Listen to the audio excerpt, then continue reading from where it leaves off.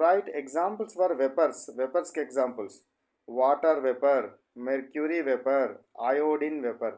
అంటే యాక్చువల్గా వాటర్ కానీ మెర్క్యూరీ కానీ అయోడిన్ కానీ రూమ్ టెంపరేచర్ దగ్గర గ్యాసియస్ స్టేట్లో ఉండవు.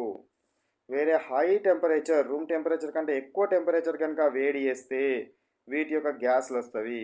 ఆ గ్యాస్ను వేపర్ అనాలి.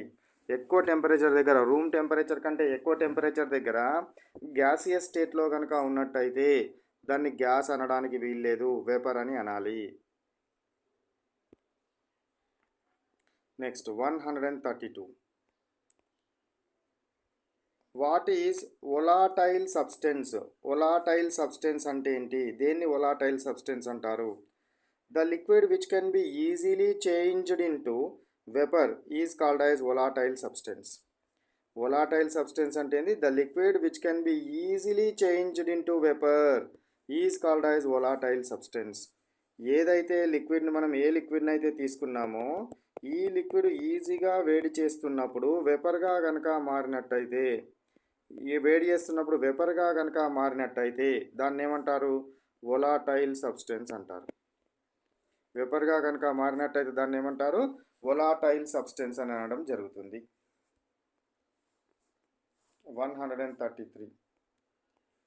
What is non volatile substance? Non volatile substance అంటే ఏంటంటే, నువ్వు ఏదైనా ఒక లిక్విడ్ని కనుక తీసుకొని దీన్ని కనుక నువ్వు బాగా వేడి చేస్తూ ఉన్నట్టయితే తొందరగా కాకుండా ఎక్కువ టైం వేడి చేసినప్పుడు ఇది లిక్విడ్ వాటర్ వేపర్గా కనుక మారితే దాన్ని ఏమనాలి? నాన్ వొలాటైల్ అంటారు. నాన్ వొలాటైల్ అంటే the liquid which is not easily changed into vapour.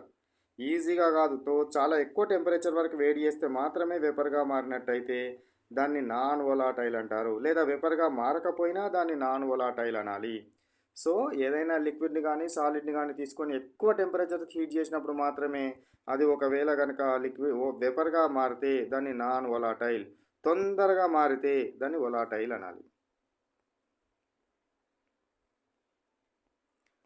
What is the effect of decrease in temperature on physical states? Decrease in temperature, decrease in temperature, decrease in temperature. మనకు solid state, liquid state and gaseous state. టెంపరేచర్ని కనుక decrease కనుక చేస్తే cool చేస్తే gas అనేది లిక్విడ్గా మారుతుంది. ఇంకా liquid యొక్క టెంపరేచర్ని ఇంకా తగ్గిస్తే లిక్విడ్ అనేది ఎట్లా మారుతుంది? సాలిడ్గా మారుతుంది. గ్యాస్ అనేది లిక్విడ్గా మారుతుంది కూల్ చేస్తే, ఇంకా కూల్ చేస్తే లిక్విడ్ అనేది సాలిడ్గా మారడం, సాలిడ్ స్టేట్లోకి మారడం జరుగుతుంది. ఫిజికల్ స్టేట్స్ ఒక ఫిజికల్ స్టేట్ నుంచి ఇంకొక ఫిజికల్ స్టేట్లోకి కన్వర్ట్ అవ్వడం ఇట్లా మనము చెప్పవచ్చును. ఇక్కడ చూడండి, when temperature is decreased the gases will be converted to the liquid state and then further cooling the liquid state will be changed to the solid state.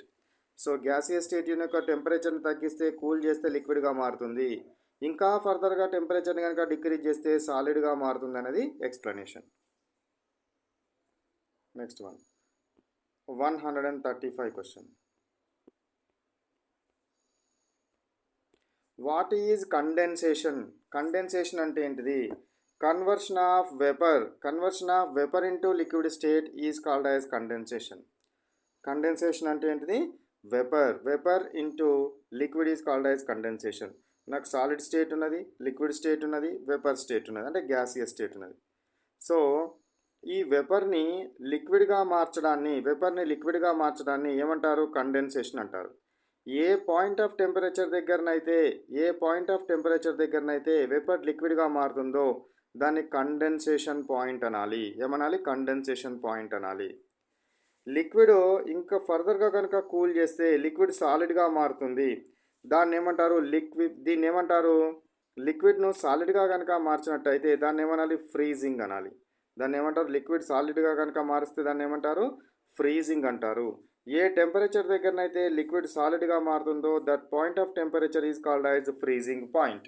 ఆ point of టెంపరేచర్ని ఏమంటారు? Freezing point అని అనడము జరుగుతుంది. అట్లా మనము గుర్తుంచుకోవాలి, ఈ విధంగా గుర్తుంచుకోవాలి.